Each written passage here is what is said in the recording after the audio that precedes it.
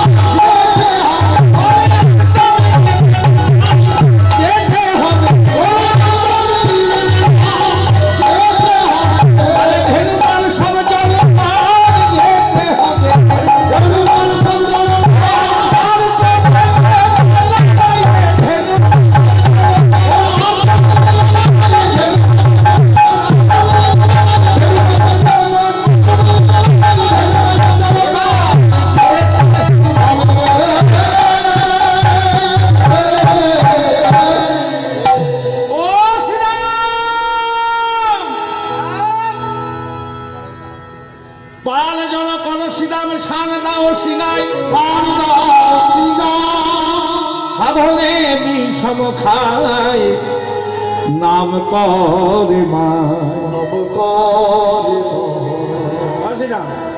দেরি করিস না ভাই। দেখ মা আমার নাম করছে রে, কি করে বুঝলি? বারবার করে বিষম খাচ্ছি। ছেলে যত দূরেই থাকুক, হ্যাঁ মায়ের থেকে যত দূরেই থাকুক, মা যদি ছেলে ঘরে বসে বসে নাম করে না, ছেলে বিদেশে থাকলেও জানতে পারে বিষম খাবে। তা মা বুঝি নাম করছে, তা আমি চল ভাই। কেন আজ মাঠে আমাদের বিলম্ব দেখি,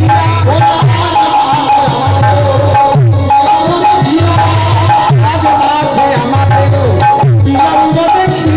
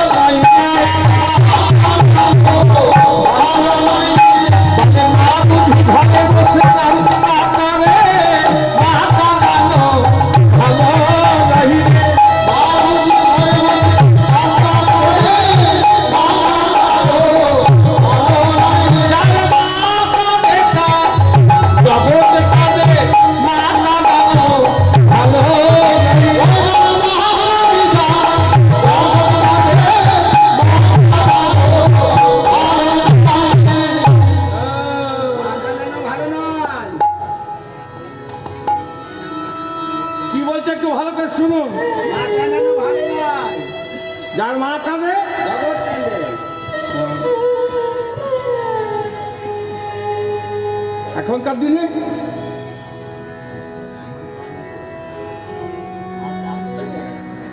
মা কান্দুক বাবা কান্দুক, আমি তো আপনার চললাম জয়রাজ।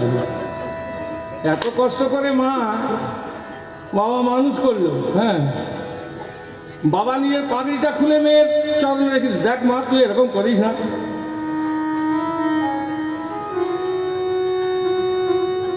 জয় রাধে, সব ছেড়ে দিয়ে চলে গেল। পরে বুঝবে এর কেমন যাবে। মানে ওই মা বাবার যে 20 বছরের বা 19 বছর যে ভালোবাসা, যে এত কষ্ট করে লালন পালন করে মানুষ করা, ছেলেও বুঝলো না মেয়েও বুঝলো না। জয় রাধে। আর যে 3 দিন ভালোবাসলো তার সঙ্গে সঙ্গে চলে গেল। হ্যাঁ, জয় রাধে। চিন্তা করুন দেখি, এখানে মা বাবার ভালোবাসা কোনো মূল্যায়ন নাই আছে। এই তো হয়েছে আমাদের এখন, তা বুঝবেন, ঠিক বুঝতে পারবেন। জয় রাধে। সময় হলে সব বুঝতে পারবেন। তা যার মা কাঁদে তার জগৎ কাঁদে। ও, তোর মা একাই কাঁদবে আর আমাদের মা তো কাঁদবে না? জানি তোর মা তোকে কত ভালোবাসে। গোবিন্দ বলছে, শ্রীরাম মায়ের নিন্দা করিস না, আমার মা করুণাময়ী, কৃপাময়ী, দয়াময়ী। বলে আর বলিস না, জানি রে তোর মায়ের প্রেম কত ভালোবাসে রে।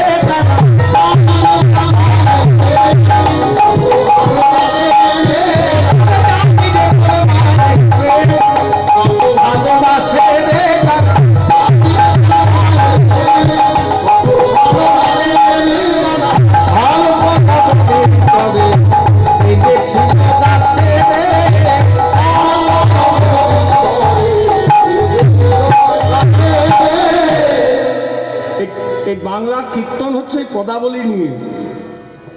এই পদটা বুঝলেই বুঝতে পারবেন। এর জন্য কোনো গল্প করার দরকার নেই, 50 কিলোমিটার থেকে টেনে আনারও দরকার নেই। জানি রে তোর মায়ের প্রেম কত ভালোবাসে, স্বল্প নবনীতরে বেঁধেছিল গাছ। ও নবনী খাওয়ার জিনিস খেলি, কোনো মা তার ছেলেকে গাছে বাঁধে রে। আর তুই মায়ের গরম করছিস, একটু খাবার জিনিস খেলি, কোনো মা তার ছেলেকে গাছে বাঁধে? তোর মা তোকে ভেবেছিল, আবার মায়ের গরম করছিস। জমলয় অর্জুন চেপেছিল গাই রে,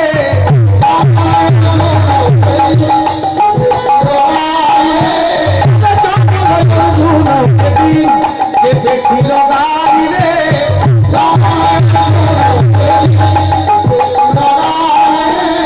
সেদিন তোর আসিল কোথায় রে?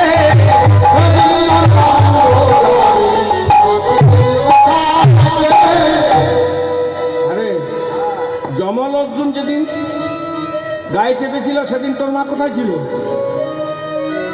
ধনেশ্বর কুবেরের 2টি পুত্র ছিল, যমল আর অর্জুন। অর্থের একটা অহংকার হয় না? ধনের একটা অহংকার আছে। আপনার কাছে 5 টাকা থাকবে, আপনার ভাবটা 5 টাকার মতো হবে। দেখবেন লক্ষ্য করে, আপনার কাছে 5 লক্ষ টাকা থাকবে, আপনার ভাবটা 5 লক্ষ টাকার মতো হবে। আপনার কাছে 5 কোটি টাকা থাকবে, আপনার ভাবটা কোটির মতো হবে। দেখবেন আপনার কাছে 500 কোটি থাকলে তো তা বলবার মাটিতে পাই বলবি না, তা ভাবটা আলাদা। কি ওটা আপনার ভাব নয়, ওই পকেটে যেটা আছে তার ভাব। তা ধনেশ্বর কুবেরের পুত্র যমল আর অর্জুনের এরকম ভাব ছিল। নলকূপের মণিগ্রীব, ধনের অহংকার একদিন জলাশয়ের ধারে যুবতী রমণীদেরকে নিয়ে বিবস্ত্র অবস্থায় জলক্রিয়া করছিলেন।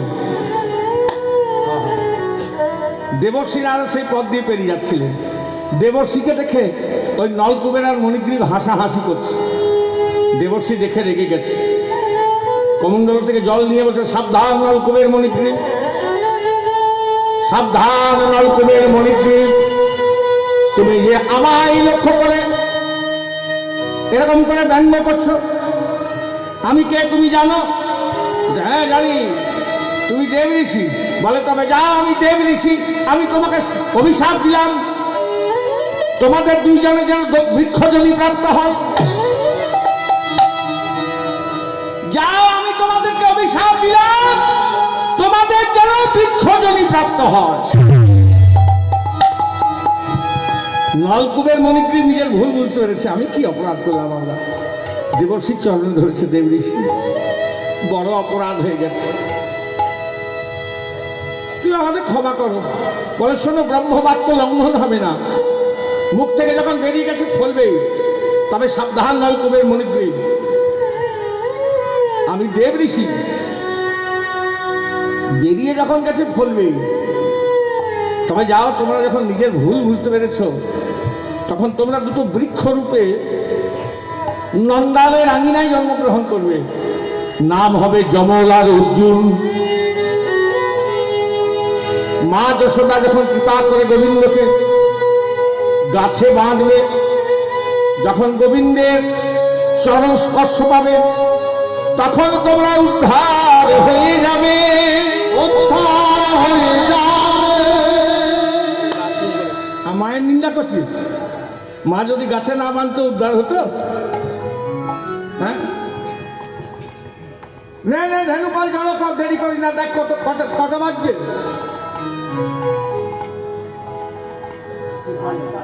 এখন গরু নিয়ে আসে সন্ধ্যেবেলায়, 8:53 বেজে গিয়েছে। তা মা চিন্তা করবে না? হ্যাঁ, নে বল, কানাই নবলক্ষ ধেনু, এত ধেনু কি আমরা কখনো জড়ো করতে পারি? তুই পারিস। গোবিন্দ বলছে, আমি কি করলে হবে? বল, চাঁদ মুখে বেনু বাজা।